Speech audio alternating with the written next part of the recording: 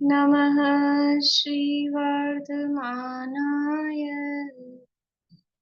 निर्धूत कलिलात्मने सालोकानां त्रिलोकानां यद्विद्यादर्पणायते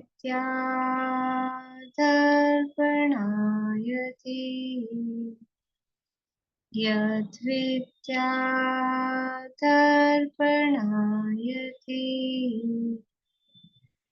सकल पाप मल प्रक्षालक श्री वर्धमान को करुण नमन लोकालोक प्रकाशित करें जिनकी विद्या है दर्पण जिनकी विद्या है दर्पण।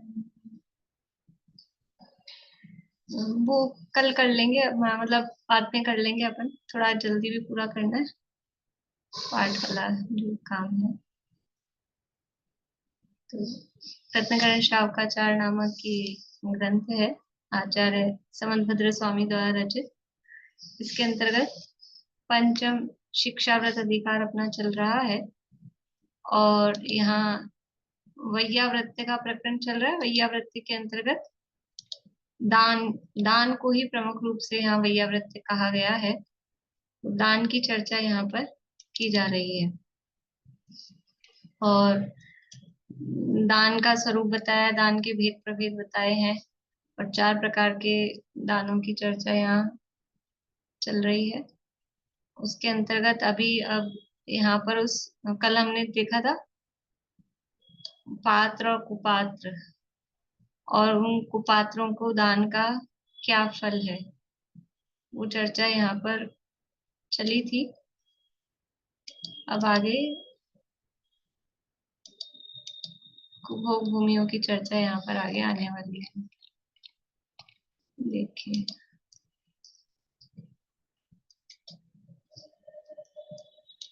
117 नंबर का श्लोक है, उसके आधार पर चर्चा चल रही है। श्लोक का पाठ करते हैं। 117 नंबर का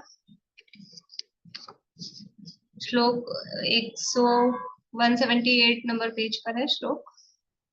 आहारौषधयोरप्युपकरणावासस्योश्च दानेन वैयावृत्यं ब्रुवते चतुरात्मत्वेन चतुरस्रा। चतुरस्र, चतुर बोलते हैं, चतुर चतुर प्रवीण, थोड़ा अपने यहाँ तो टोंट के अर्थ में चलता है, बड़ा चतुर है। लेकिन चतुरस्र, चतुर किसे कह रहे हैं? ये गणधर परमात्मा को। चतुरस अर्थात जो प्रवीण ज्ञानी है, वे आहार दान, औषधि दान, उपकरण दान व आवास दान, ये 4 प्रकार के दान करके वैयाव्रत को 4 प्रकार का कहते हैं। कल हमने कुपात्र और पात्रों के संबंध में चर्चा करी थी और कुपात्र दान का फल। तो कुपात्र दान के फल में क्या बताया था? पहले तो कहाँ कहाँ जन्म ले सकता है कुपात्रों को दान देने वाला व्यक्ति, कहाँ कहाँ जन्म ले सकता है?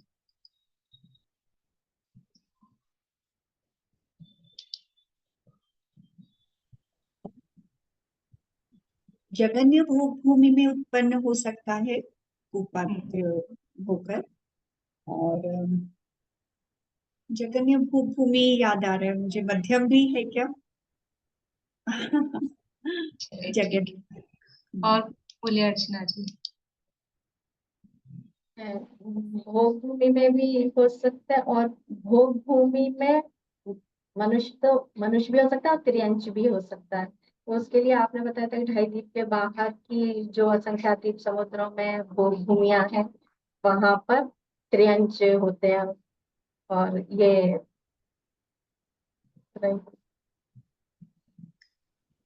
चलिए, और किसी को ध्यान है कल जो पढ़ा था? बोलिए पूर्णिमा। कुभोग भूमिया बोलेंगे उनको, जो असंख्या द्वीप समुद्रों में जो बताया था ना आपने, वो शंभु द्वीप के रमण समुद्र के आगे का अंदर के जो कुभोग भूमि बताई थी ना, कहाँ बताया था? कुभोग भूमि तो केवल लवण समुद्र और कालोदरी समुद्र में है। वहां तो कुभोग भूमि है ही नहीं। उत्तर कुरु और देव कुरु की भोग भूमि में 3 जन्म ले सकते हैं। सब कुछ कुछ कुछ कुछ बता रहे हैं सबका मिलके। विनीता आंटी बोलिए। एक में तैयार नहीं हो गए भवनवासी व्यंतर ज्योतिष। भवनवासी व्यंतर ज्योतिष में हाँ जी, देव तो बनेंगे। देखिए कल जो प्रकरण यहाँ चला था ना, मैं उसके आधार से पूछ रही हूँ। तो उन्होंने कहा था कि वो जगन्य भोग भूमि में तिर्यंच तिर्यंच बनेंगे। कुपात्र दान का फल पूछ रहे हैं। तो मानुषोत्तर पर्वत से लेके स्वयंप्रभ पर्वत तक, वहां तक तिर्यंचों की जगन्य भोग भूमि है, कुभोग भूमि नहीं है। हाँ, वो तिर्यंचों की जगन्य भोग भूमि है। तो या तो वहां तिर्यंच होंगे, अथवा जो यहाँ पर अपने जगन्य भोग भूमियां हैं, हेमवत और हरि क्षेत्र में, जो नहीं वहां तो जगन्य है, और अपने यहाँ पर हेमवत क्षेत्र और हिरण्यवत क्षेत्र, वहां पर मध्यम भोग भूमियां हैं, और हरि क्षेत्र और रम्य क्षेत्र नहीं, उल्टा हो गया, वहां जगन्य भोग भूमियां हैं और हरि और रम्यक में मध्यम भोग भूमियां हैं, और उत्तर कुरु और देव कुरु में उत्तम भोग भूमि है। वहां भी जन्म ले सकता है, लेकिन मुख्यता किसकी की है? तिर्यंच होकर। नभचर और थलचर ये शब्द आए थे, तिर्यंच ही बनेंगे, मुख्य रूप से यही कहा था। फिर वहां की आयु पूरी करके देवगति में जाएंगे, वो भी भवनत्रिक में जाएंगे, मिथ्या दृष्टि रहेंगे। तो ये कुपात्र दान को फल क्योंकि वो कुपात्र को दान दिया है, तो मुख्यतः है वो मिथ्या दृष्टि है। और फिर भी भोग भूमि में क्यों जा रहा है? तो कि भावों के अनुसार, ये शब्द दिया था, अपने भावों के अनुसार भोग भूमि में जा सकता है, लेकिन मुख्यतः है त्रियंच बनते हैं। त्रियंचों की मुख्यता कही है, हार्ड एंड फास्ट रूल नहीं है, मुख्य रूप से कहा है। और फिर आगे अब अपने को चर्चा करनी थी कि कुपात्र दान के फल से अंतर्द्वीप अगर मनुष्य हो रहे हैं, तो कुभोग भूमियों में, जिन्हें अंतर्द्वीप कहते हैं, वहां अंतर्द्वीप में मनुष्य होकर वहां भी जन्म लेते हैं। तो जो अंतर्द्वीप है या कुभोग भूमियां हैं, वहां पर किस फल से वहां उत्पन्न होते हैं, तो कुपात्र दान का फल मुख्य है, उसमें भी मुख्यतः वो है, और उसकी चर्चा अब आगे अपने को करनी है। देखिए पेज नंबर है 193। मैम एक बार रिपीट कर दीजिए थोड़ा सा कल का। ये पढ़ा था कल कि कहाँ कहाँ उत्पन्न होते हैं, पेज नंबर 193 वाला प्रकरण है ना, वही, कि कुपात्र दान को फल देते हैं। तो अभी जो रिपीट किया ना, वही वही रिपीट किया था कि जगन्य भोग भूमि में अथवा मध्यम भोग भूमि में अथवा उत्तम भोग भूमि में तिर्यंच होकर उत्पन्न हो सकते हैं।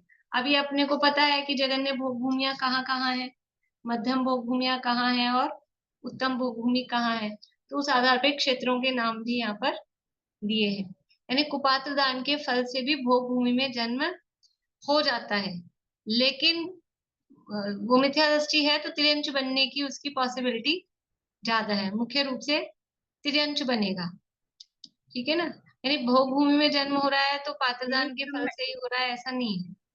हाँ, मैं यही पूछना चाह रही थी कि वो त्रियंची बनेगा या मनुष्य भी बन सकता है नहीं, भोगों में? बन सकता है अपने भावों के अनुसार, ऐसा नहीं मनुष्य आयु का भी बंद किया हो तो मनुष्य भी बन सकता है, लेकिन मुख्य रूप से तिर्यंचों की मुख्यता है, क्योंकि तिर्यंच ही ज्यादा है। बाकी के असंख्यात द्वीप समुद्रों में तो तिर्यंच ही तिर्यंच है।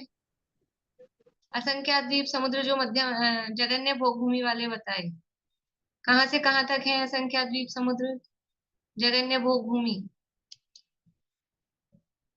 आज नंदीश्वर द्वीप तक नहीं क्या दीदी, वापस बोलिए ना प्लीज, क्या पूछा आपने? जगन्य भोग भूमि असंख्यात द्वीप समुद्रों में कहाँ से कहाँ तक है? 2.5 द्वीप तक।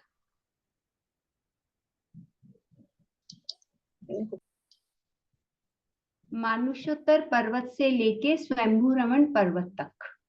हाँ, स्वयं प्रभ पर्वत।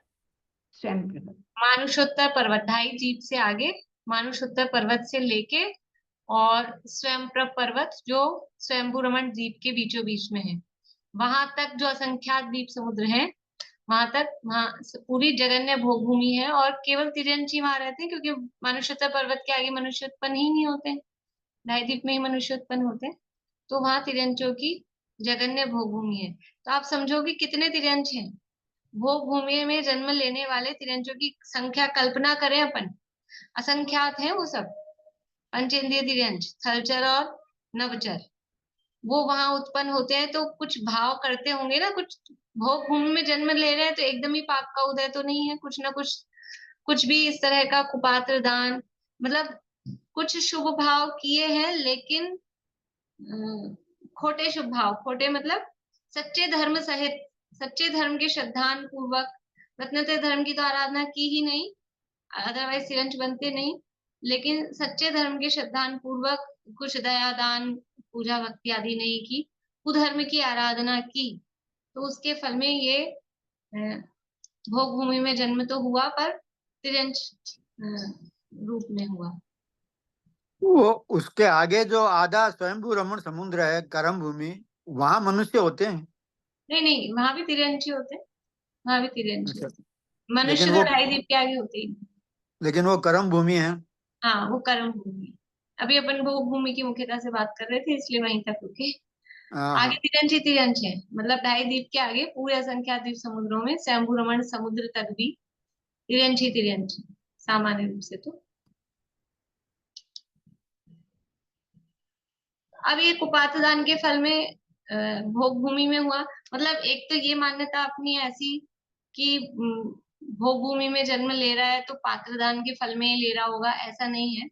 कुपात्र दान के फल में भी भोग भूमि में जन्म होता है, लेकिन कब, कि कुछ उसमें विशुद्ध परिणाम थोड़े रहे हों, भाव थोड़े सही रहे हो, अंदर से भक्ति भाव रहा हो उनके प्रति भी, तो। और अगर मायाचारी कषाय पूर्वक अगर कुपात्र दान दिया हो या पात्र दान दिया हो, तो भोग भूमि में जाने का फिर सवाल नहीं होता है। अब ये कुपात्र दान के प्रभाव से 96 अंतर द्वीपों में मनुष्य युगल होकर जन्म लेते हैं। तो 96 अंतर द्वीप, यहाँ तो कौन कौन से हैं तो पहले उनका बताया, कैसे कैसे मुख वाले हैं ये सारा बताया है। और अपन ने तत्वार सूत्र में पढ़ा था, तो थोड़ा सा अपन वो देख लें उनकी लोकेशन और कि कहाँ कहाँ ये होते हैं। कोई बता सकते हैं? पिछली अपनी लास्ट जो क्लास थी ना तत्वार सूत्र की, वो यही चली थी कि ये अंतर्द्वीप कहाँ कहाँ होते हैं। बोलिए नितान। हाँ दीदी, ये लवण समुद्र में है। यदि हम जम्बू द्वीप की जगती पे लगाए तो 4 दिशाओं में, 4 भी दिशाओं में, 8 अंतर दिशा में, और 8 जो हेमवत पर्वत और विद्यार्थ और शिखरी पर्वत और विद्यार्थ। तो इस तरह से हमारे 4 दिशा के, 4 विदिशा के 8 अंतरद्वीप के और 8 पर्वत के 24 तो हो गए जम्बू द्वीप की जगती के साथ, और 24 ऐसे ही लवण समुद्र के साथ धात के खंड की जगती पर हो गई। तो 48 तो लवण समुद्र में है, और ऐसे ही 48 ही कालोदरी समुद्र में आएंगे, जो आप बताएंगी बाद में। बढ़िया, अच्छा बता दिया शॉर्ट में, ठीक है। जल्दी बताना था, फटाफट क्वेश्चन हाँ तो नहीं नहीं, अच्छा बढ़िया। नहीं, मैं ऐसे ऐसे रिपीट कर रही हूँ ना आजकल। आपके ये पर्वत भी मतलब कुभोग, मतलब कुभोग भूमि का तो अंतरद्वीप, और ऐसे ही पाताल भी, ऐसे इनको रिपीट करती हूँ, पाताल भी रिपीट करती हूँ। बढ़िया, देखिए ख्याल में आया होगा आप लोगों को। कुल मिला के 96 अंतर्द्वीप है, 96। तो 96 में से 48, 48 वो है जम्बूद्वीप, सॉरी लवण समुद्र में, और 48 है कालोदती समुद्र में। ठीक है, तो वो किस तरह से हैं, तो सामान्य रूप से बिना नाप तोल के अपन देखें तो कहाँ कहाँ है कि जो अपना ये है जम्बू द्वीप की बाउंड्री वॉल है, जिसे जगती बोलते हैं जम्बू द्वीप की।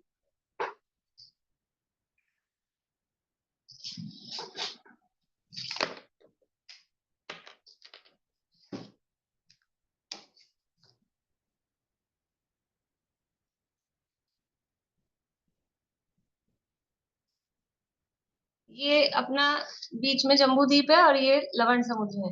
तो ये 24 तो है इधर जम्बू द्वीप के किनारे के पास में, और 24 है इधर ये जो धात्य खंड वाला किनारा है इसके पास में, ऐसे करके 48 हैं। अब वो 24 कैसे हैं कि 4 तो है दिशाओं में, 4 हो गए दिशाओं में, 4 है विदिशाओं में,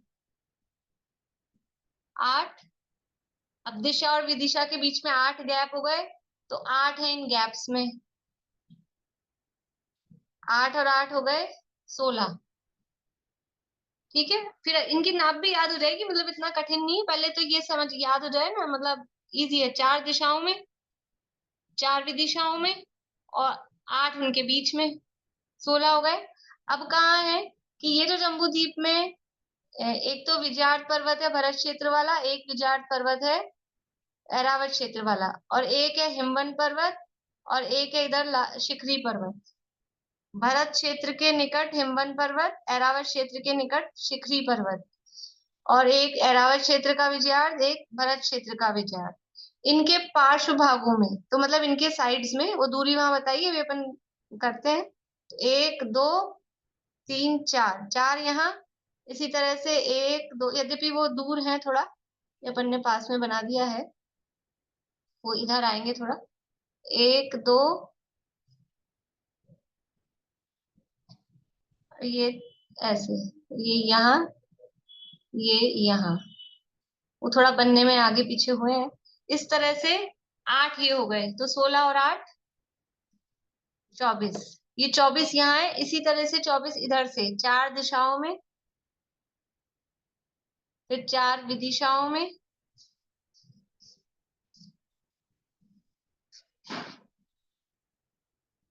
फिर ये 8 अंतर दिशाओं में, और ये जो यहाँ आए थे इन्हीं के सामने की तरफ, इधर इधर इधर इधर। ये थोड़ा चित्र में भी ऐसे कंजेस्टेड दिखेगा आपको, लेकिन अपन खुद अपने हाथ से बनाएंगे तो लोकेशन ख्याल में आएगी कि कहाँ है। देखिए वो चित्र में आपको ग्रंथ वाला चित्र दिखाती हूँ, उसमें थोड़ा क्लियर बना हुआ है।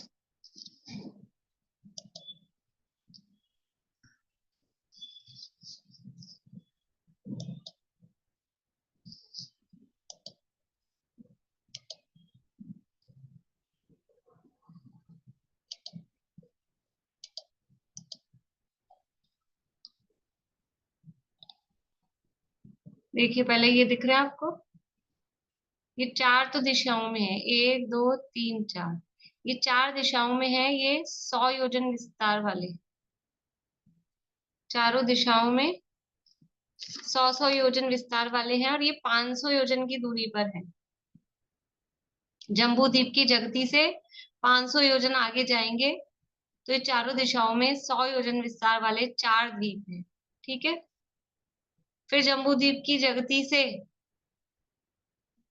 500 योजन ही दूर जाएंगे तो चारों विदिशाओं में ये 55 योजन विस्तार वाले अंतरद्वीप हैं।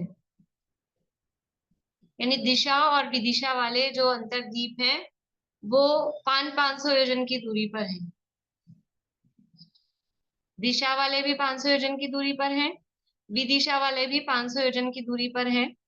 दिशा वालों का विस्तार है 100 योजन और विदिशा वालों का विस्तार है 55 योजन।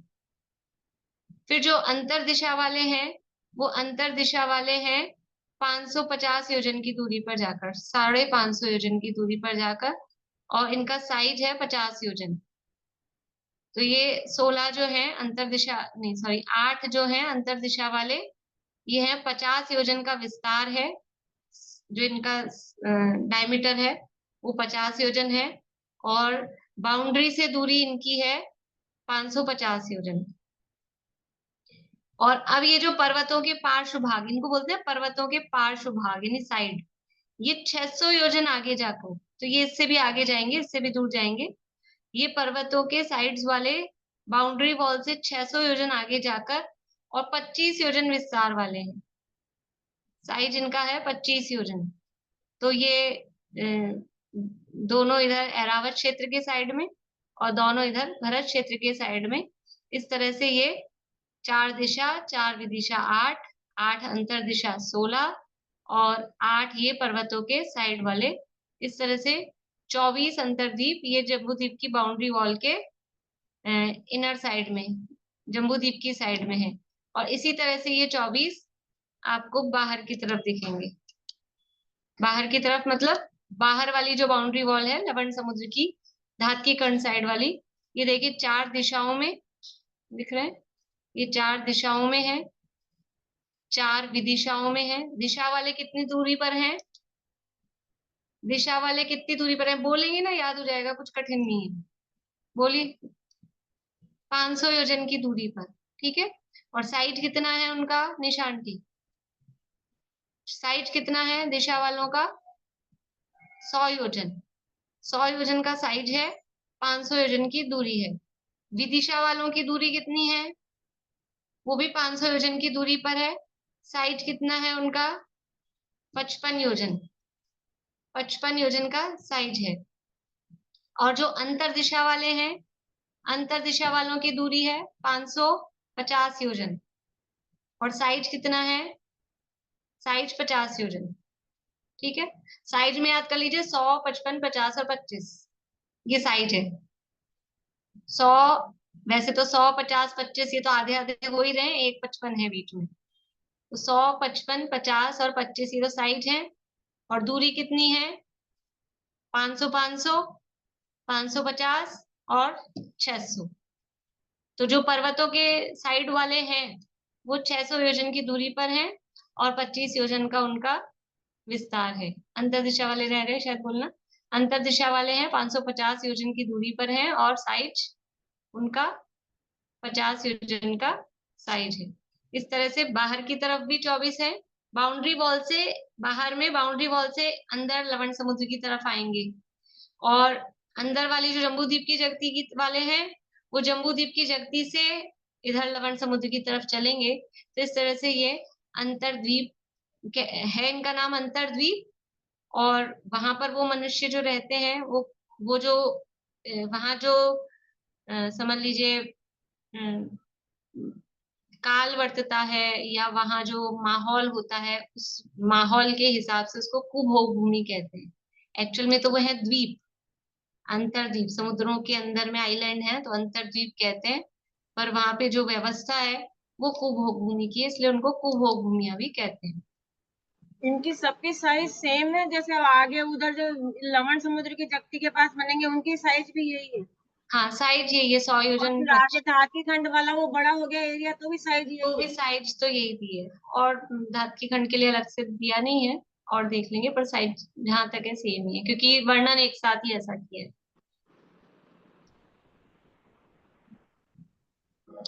इस तरह से ये तो इनकी लोकेशन है, ठीक है। ये लोकेशन ख्याल में आ गई, तो अब अपन यहाँ से पढ़ते हैं। अब यहाँ पर कौन जीव उत्पन्न होते हैं उसकी चर्चा भी बाद में करेंगे। पर यहाँ वो जो उत्पन्न होते हैं, क्योंकि नाम है कुभोग भूमि, तो कुपात दान के फल से तिर्यंच हुआ। जगन्य मध्यम उत्तम भोग भूमि में तो तिर्यंच हुआ। और अगर मनुष्य हो रहा है और इधर कुभोग भूमियों में हो गया तो कैसी स्थिति है? क्योंकि आपने दान तो दिया, दान देने का भाव, कुछ शुभ भाव तो किया, लेकिन आपके पात्र में गड़बड़ थी, आपके द्रव्य में गड़बड़ थी, कहीं कुछ विधि में गड़बड़ थी। तो जो कुछ गड़बड़ थी, तो ऐसा शरीर में भी यहाँ गड़बड़, उसके अकॉर्डिंग उस तरह का कुछ फल प्राप्त होता है कि शरीर भी किस तरह का मिलता है वो देखते हैं।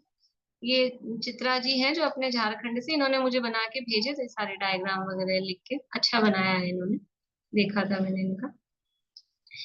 देखिए पढ़ते हैं, पेज नंबर 193 है रत्नकरण शावकाचार में।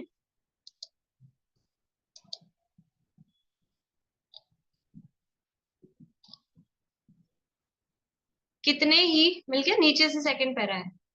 कितने ही कुपात दान के प्रभाव से 96 अंतरद्वीपों में, 96 समझ में आ गए, 48 लवण समुद्र में है, 48 कालोदधी समुद्र में मनुष्य युगल होकर जन्म लेते हैं। इन अंतरद्वीपों में जो मनुष्य उत्पन्न होते हैं उनका स्वरूप ऐसा है। कैसा स्वरूप है? समुद्र की पूर्वादि दिशाओं में 4 द्वीप हैं। 4 दिशाओं में 4 द्वीप हैं।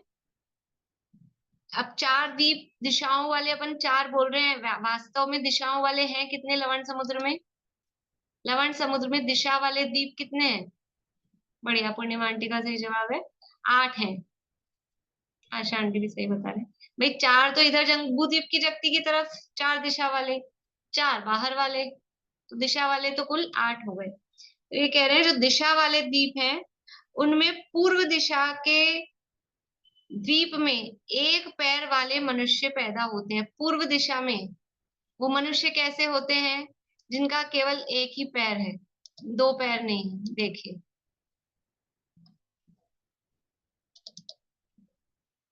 ये देखिए, ये आपको दिख रहा है यहाँ ये चित्र, ये दिशा वाला है। यहाँ केवल एक ही साइड का दिखाया, बाहर वाला नहीं दिखाए हैं, वो चित्र इतना बड़ा नहीं बन पाता है, पर दोनों तरफ बीच में बना दिया। तो यहाँ भी दिशा है, यहाँ भी दिशा है, एक पैर। अभी विकृत, कहीं ना कहीं विकृति थी उस दान के परिणामों में, तो ऐसा विकृत शरीर प्राप्त हुआ है, एक पैर वाले मनुष्य। देखिए आगे, पूर्व दिशा में एक पैर वाले मनुष्य पैदा होते हैं, दक्षिण दिशा के द्वीप में पूंछ वाले मनुष्य पैदा होते हैं। ये देखिए यहाँ चित्र में, ये पूंछ वाला मनुष्य है, मनुष्य है लेकिन मनुष्य की पूंछ है। अब ऐसा कहीं हम देखते हैं, सुनते हैं कहीं टीवी में, मूवी में, या कहीं कार्टून में कि ऐसा, और कुछ लोग ऐसा भी कहते हैं कि पहले हम जो पैदा हुए हैं वो बंदर से अपनी उत्पत्ति हुई है, तो पहले पूंछ थी और ऐसा। तो वो तो सब कल्पनाएं हैं, लेकिन रियल में इस धरती पर, यहाँ पर मध्य लोक में इस तरह के मनुष्य भी होते हैं, पर उनका एरिया अलग है, उनकी कॉलोनी अलग है, वो वहाँ इसीलिए अंतरद्वीपों में वहां उनका जो वास है वहां है। कैसे परिणाम है कि पूरे तिरंच भी नहीं हुए, पूरे मनुष्य भी नहीं हुए, कहीं पूंछ आ रही है, कहीं एक टांग है, इस तरह की।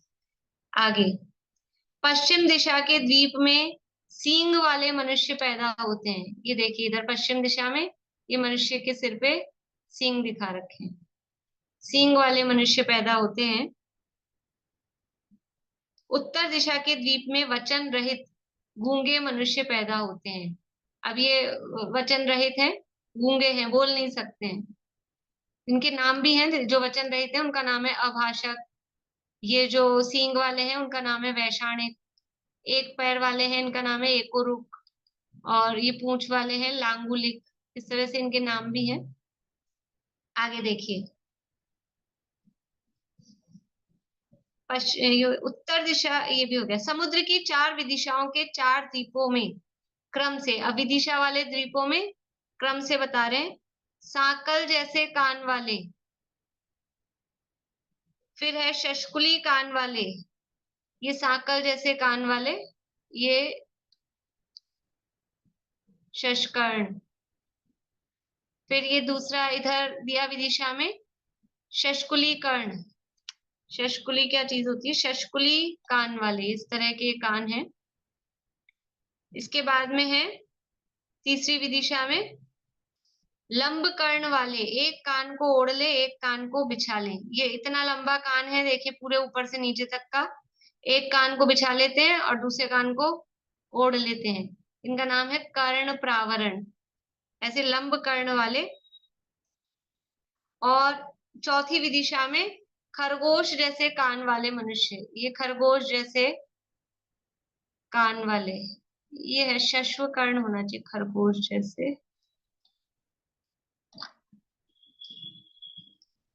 थोड़ा दिशाओं में इधर उधर हुआ है, कहीं ना दूसरी ग्रंथ में कुछ होगा। ये खरगोश जैसे कान वाले इधर, ठीक है। आप लोग को समझ में तो आ रहा है? मैं पढ़ तो रही हूँ रत्नकर्ण शावकाचार में से, और चित्र आपको ही दिखा रही हूँ। सबको समझ में आ रहा है? ठीक है। आगे, 16 दिशा तथा विदिशाओं के बीच में तथा पर्वतों के अंत की सीध में जो द्वीप है, उन द्वीपों में इस प्रकार के मुख वाले मनुष्य उत्पन्न होते हैं। अब ये जो बीच में है, ये कैसे कैसे मनुष्य उत्पन्न होते हैं अंतर दिशाओं में? सिंह जैसा मुख,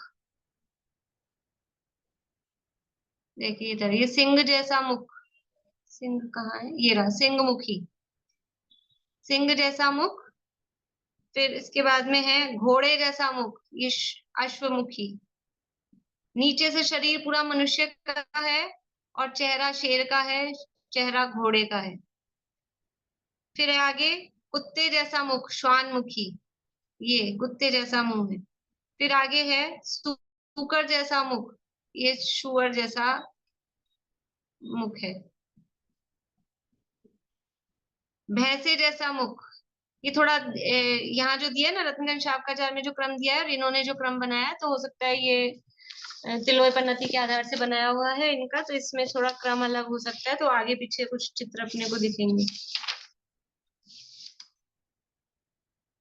हाँ, यहाँ यहाँ सूकर जैसा मुख लिखा है पहले रत्नगंज शावकाचार्य में, और यहाँ तिलोय पन्नति में पहले महिष दिया है भैंसा, ये महिष जैसा मुख, और फिर वराहमुखी, फिर शूकर जैसा मुख दिया है। तो वो कोई उसमें कोई खास फर्क नहीं है, ग्रंथों में इस तरह का थोड़ा सा अंतर मिल जाता है। आगे है भैंसे जैसा मुख, बाघ जैसा मुख, अब ये व्याघ्र मुखी, इस तरह से व्याघ्र जैसा मुख। फिर इसके बाद में उल्लू जैसा मुख, घूप मुख, ये उल्लू के जैसा मुंह है। फिर अब बंदर जैसा मुख, ये बंदर के जैसा मुंह है। फिर आगे है मछली जैसा मुख, अब यहाँ इन्होंने चित्र नहीं बनाए हैं क्योंकि अब आगे जगह नहीं थी। ये जो अब आगे आ रहे हैं, ये जो इधर हैं, जो पर्वतों के पार्श्व भाग वाले हैं, वहां पर ये दिया है। तो ये देखिए मत्स्य मुख लिखा है, चित्र नहीं बना पाए हैं क्योंकि जगह नहीं है अब यहाँ पर। मत्स्य मुख। फिर है आगे सर्प जैसा मुख, सर्प जैसा मुख, ये अ,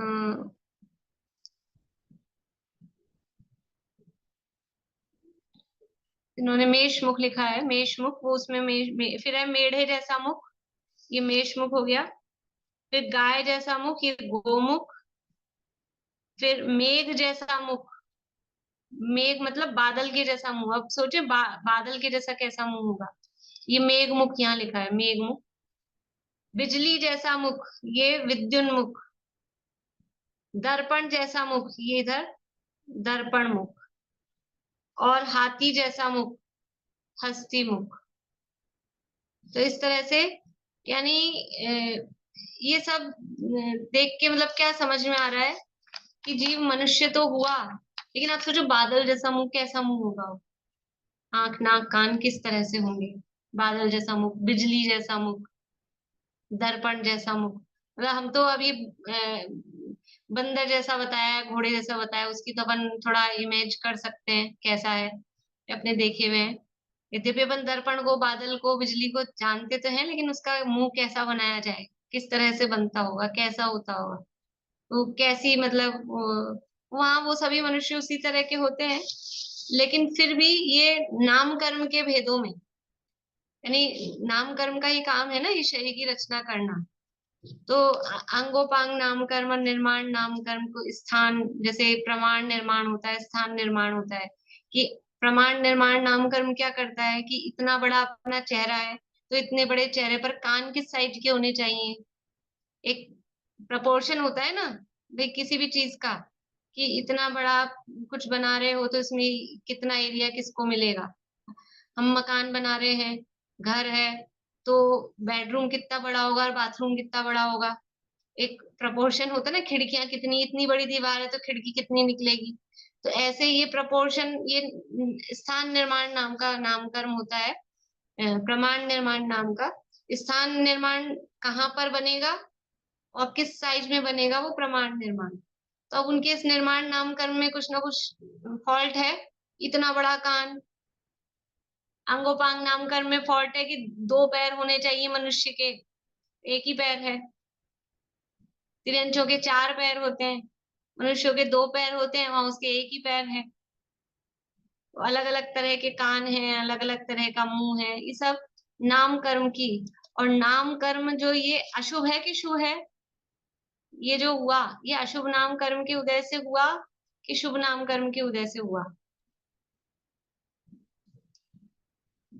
सबका जवाब सही आ रहा है, बस एक दो गलत है। मैंने अशुभ पहला बोला था, शुभ दूसरा बोला था। अशुभ नाम कर्म का उदय है। अशुभ नाम कर्म का आश्रव किन परिणामों से होता है? अशुभ नाम कर्म का आश्रव, सब ब्लैंक है।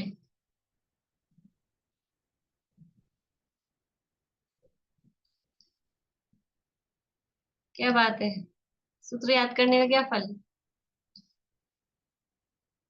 कांता आंटी कुछ बोलना चाह रही है?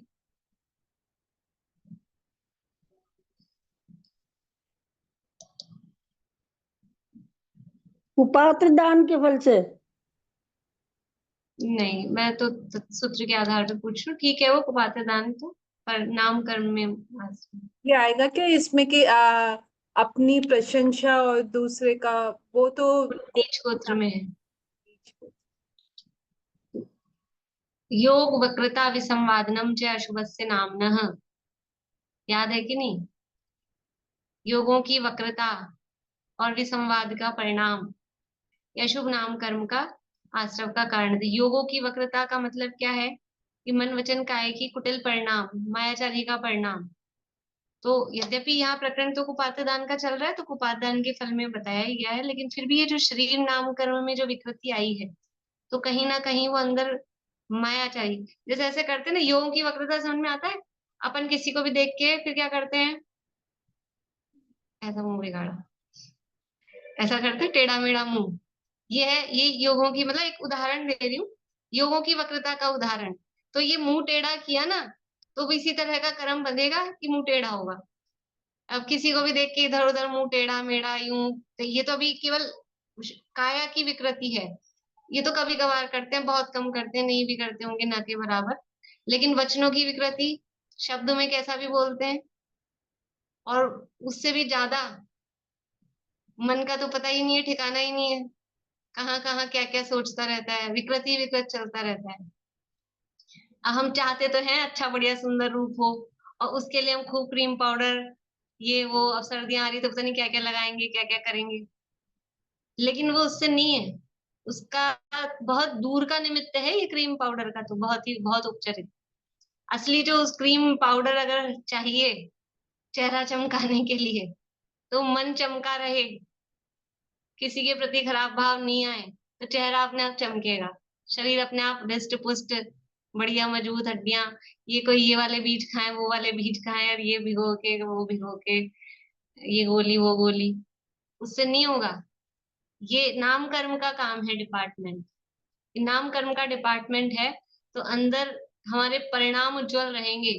तो अपने आप ही, इसीलिए पुण्यशाली जीवों के वज्र शव नाराज सहनन समचतुर संस्थान, जो पुण्यशाली पूर्व भाव में जो समझ लीजिए समता भाव से, शांत परिणामों से, उज्जवल भावों से जिन्होंने अपने आराधना की है, उनका शरीर भी अपने आप ही ऐसा सुंदर होता है, कामदेव जैसा शरीर होता है अपने आप। बोलिए आशा आंटी। इनमें संस्थान संगठन का कोई नाम नहीं होता? हम्म। उनका कोई संस्थान संगठन नहीं कहलाता? सैनन संस्थान नहीं है? नहीं होता है ना संस्थान, समचतुरस तो नहीं कहेंगे, अब ये कौन सा संस्थान में लेंगे, ये तो 6 तो मोटे मोटे गिनाए हैं एक्चुअल में। इसके अलावा यथायोग्य जो है, क्योंकि कर्म भी 148 तो गिनाने के हैं, असंख्यात लोक प्रमाण भेद हैं इनके भी, तो यथायोग्य जो भी संस्थान हो। और सहनन तो भोग भूमियों में तो वजुषभ नाराज ही कहा जाता है, सहनन तो इनका भी सहनन वही होता होगा। ये बोलिए। जो मतलब क्रोधवश मुंह से निकल जाता है, दिखता नहीं है, तो बहरे हो क्या या पागल हो क्या, तो इन सब का परिणाम यही हुआ कि ऐसा जन्म मिलेगा ऐसे? देखो मतलब उससे कर्म उस तरह के बंधते हैं। अब ऐसा जन्म मिले ही न मिले, ऐसा कोई हार्ड एंड फास्ट रूल भी नहीं है उस समय आयु बंध का। आयु तो चलो मनुष्य की बंधी, लेकिन अगर अधिक परिणाम ऐसे रहे, ये तो मनुष्य आयु तो बन गई, मनुष्य आयु है, लेकिन मनुष्य आयु आपने बांध ली, और फिर बाद में परिणाम बिगड़े, या पहले भी बिगड़े हुए थे और बाद में और परिणाम विकृत किए, तो ऐसे मनुष्यों में जाके उत्पन्न हो जाए, मनुष्य तो बने, लेकिन कर्म भूमि में या अच्छी उत्तम आदि भोग भूमियों में न बन के ऐसे कुभोग भूमियों में मनुष्य बन गए। मतलब हर इसलिए भाव अपने, का फल मिलना तय है। हाँ, हर भावों का भाव फल, बिल्कुल। तो इसीलिए किसी के प्रति क्यों परिणाम बिगाड़े, मतलब सबसे यही शिक्षा मिलती है कि बाहर में दूसरों के प्रति परिणाम नहीं बिगाड़े, और स्वयं भी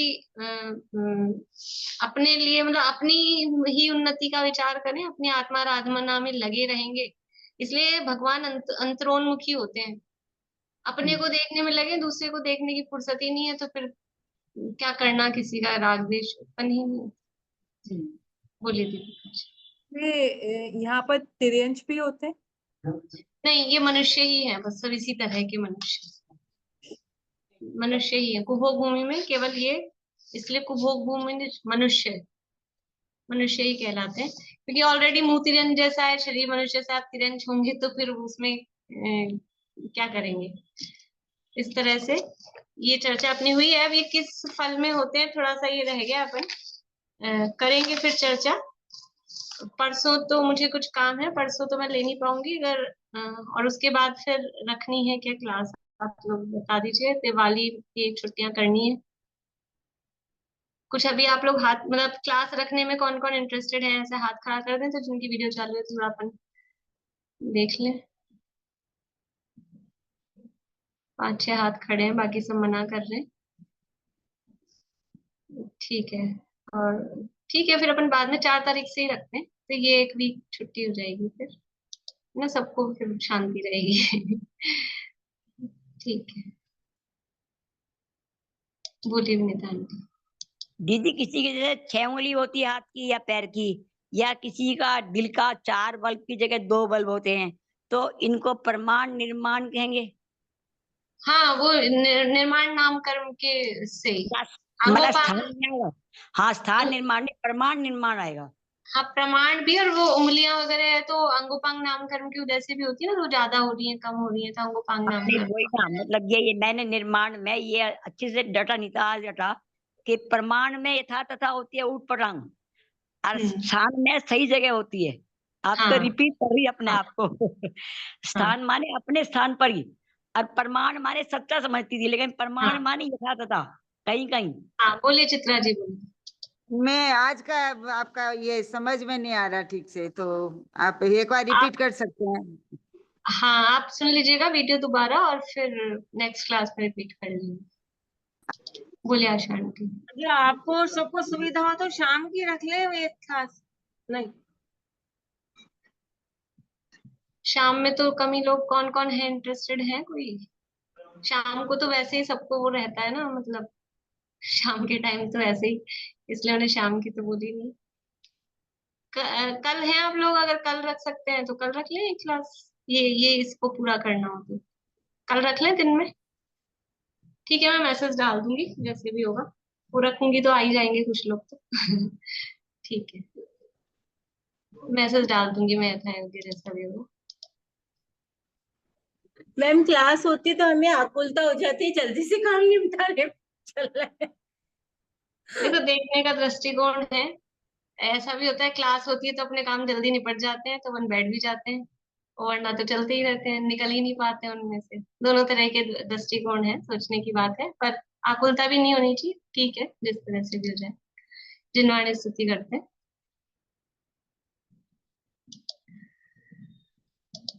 अभ्यास हो तत्व का ही निरंतर, संशय विपर्य अति दूर भागे।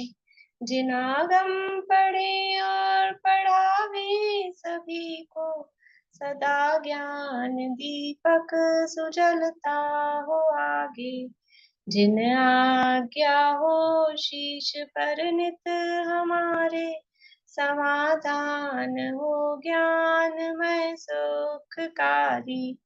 गुरुवर का गौरव सदा हो हृदय में, बहे ज्ञान धारा सुआनंदकारी।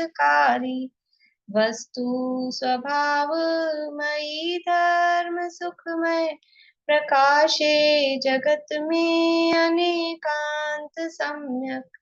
ऊंचा रहे ध्वज सदा स्यादवादी, निर्दोष सद्ज्ञान जयवंत बरते। सर्वज्ञ शासन जयवंत बरते, निर्ग्रंथ शासन जयवंत बरते।